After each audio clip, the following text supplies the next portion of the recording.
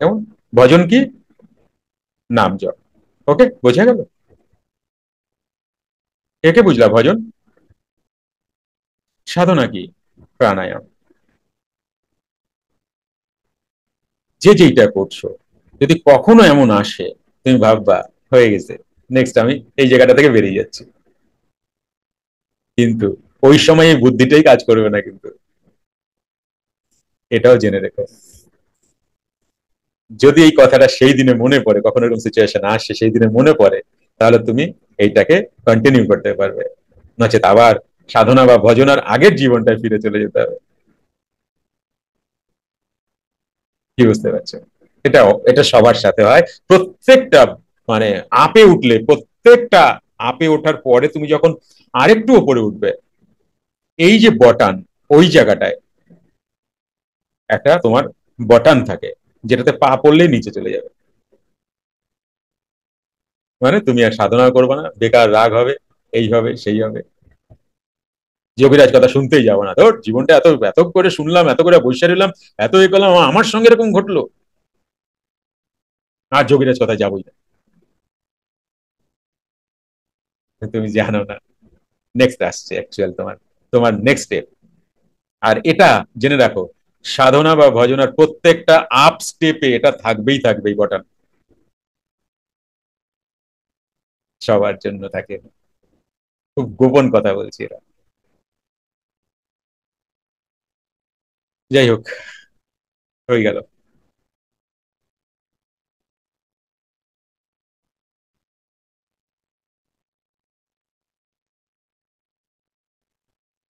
কেহ তাহার কাছে অতীতের কুকর্মের কথা বলিলে তিনি বলিতেন, অতীতের সকল দুঃখ কষ্ট গ্লানি ভুলিয়া গিয়া আত্মসাধনায় মনোনিবেশ করো, আধ্যাত্মিক উন্নতির চেষ্টা করো, তাহা হইলেই সর্ববিষয় মঙ্গল লাভ হইবে।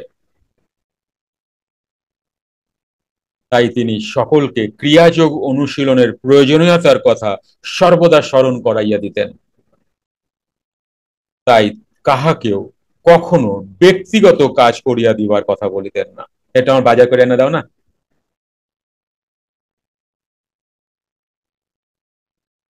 বুঝে নাই? আমার লোকালেই বাড়ি। হ্যাঁ, সুমন আইসে আমার সাথে দেখা করতে, গুরুজি অনেকদিন আপনার দেখি না। হ্যাঁ, বয় বয় সুমন বয়, জল খা মিষ্টি খা, সুমন আমার একটু বাজার করে দিবি।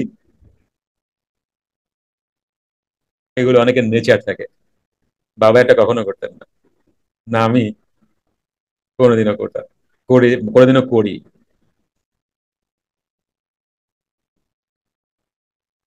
আমার কাজ আমি করব, কেউ না, কেউ না। বা আন্তরিকতা ছাড়া কাহারও দান বা সাহায্য গ্রহণ করতেন না।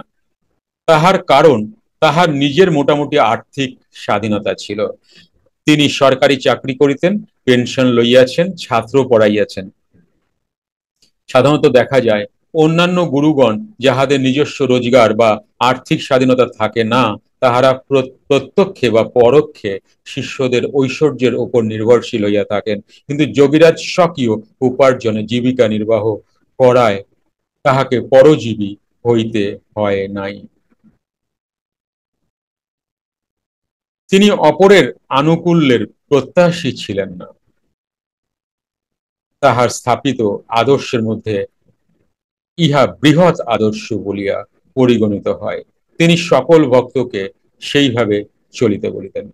তিনি বলিতেন যে যোগ সাধনার দ্বারা অন্তরে ঈশ্বর ভাবের উদয় হয়, সরি, তিনি বলিতেন যে যোগ সাধনার দ্বারা অন্তরে ঈশ্বর ভাবের উদয় হয় না, সে যোগ যোগই নহে। সঠিক এবং উত্তম যোগ সাধনা করিলে অন্তরে ঈশ্বর ভাব বা প্রেম অবশ্যই হইবে। কামনা বাসনা হিংসা দেশ লোভ পরশ্রী কাতরতা সহ সকল প্রকার ইন্দ্রিয় ও মনোধর্ম আপনা হইতেই দমন হইবে। আপনা হইতেই দমন হইবে মানে কি? মানে হচ্ছে চঞ্চল মনের থাকবে এরা, তো তুমি চিন্তা করো না, তুমি সাধনাকে বাড়িয়ে দাও বা সাধনা করো, এই আপনা হতেই দমন হবে। এগুলো নিয়েই তো জন্ম জন্মান্তর ঘর করেছি, তো এগুলো কি হঠাৎই চলে যাবে? কি বলো, যাওয়া উচিত? না।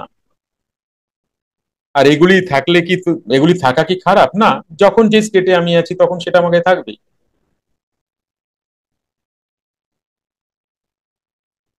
তাই উহাকে শ্রেষ্ঠ, সরি, পরশ্রী কাতরতা সহ সকল প্রকার ইন্দ্রিয় ও মনোধর্ম আপনা হইতেই দমন হইবে।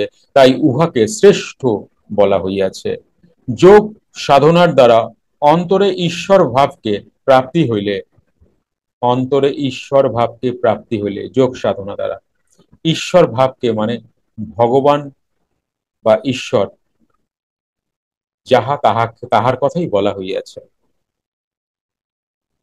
সর্বং প্রাণময় জগৎ, অন্তরে ঈশ্বর ভাব মানে মা দুর্গা আমার, আমি মা দুর্গার সন্তান, এরকম না কিন্তু বিষয়টা।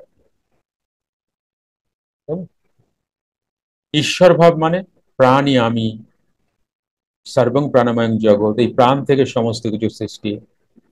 প্রথমে আমার প্রাণ আর আমার ফ্যামিলির যত মানুষ পাড়া প্রতিবেশী এই প্রাণকে এক দেখতে পাবে, তারপরে পশু পাখিকে এক দেখতে পাবে, ধীরে ধীরে গাছপালার মধ্যেও দেখতে পাবে, ধীরে ধীরে মোবাইল ল্যাপটপের তারের হেডফোনের মধ্যেও দেখতে পাবে, সবই দেখবে প্রাণেরই খেলা। এক অদ্ভুত। তাই এখানে ঈশ্বর বলতে বাঁশুড়ি বাঁশুলি বাজায় এমন ভেবো না কিন্তু। ঈশ্বর ভাবকে প্রাপ্ত হইলে, ঈশ্বর ভাবকে প্রাপ্ত হইলে, ঈশ্বর ভাব কি কি বোঝা যাচ্ছে কথাটা? হইলে এই দেখো, বাহিরে সবকিছুতে ঈশ্বরের অস্তিত্ব অনুভূত হয়। বুঝা গেল কথাটা? ইয়েস। অন্তরের দেবতাকে পাইবার জন্য যাহার আগ্রহ হয় নাই, সে যদি সকল তীর্থ ঘুরিয়া বেড়ায় কিছুই লাভ হইবে না। কেমন? শ্রদ্ধা বিশ্বাস ভক্তি জ্ঞান ইত্যাদি লাভের জন্য স্বতন্ত্র চেষ্টার প্রয়োজনই নাই। স্বতন্ত্র চেষ্টার মাধ্যমে ওইগুলি যদিও লাভ করা যায় তবে তাহা অস্থায়ী হইবে।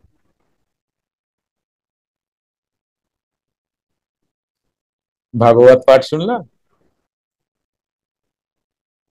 শুই না, হাঁটতে হাঁটতে বাড়ির দিকে আসলাম, আর যে যেই বয়সে সেই বয়সের বন্ধু পাইলাম, বিড়ি টানা শুরু করলাম, তাই না?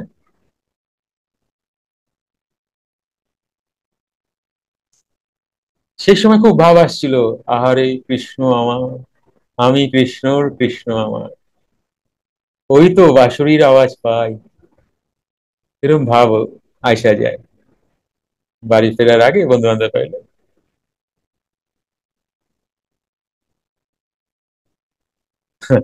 ইহাকে অস্থায়ী ভাব বলে।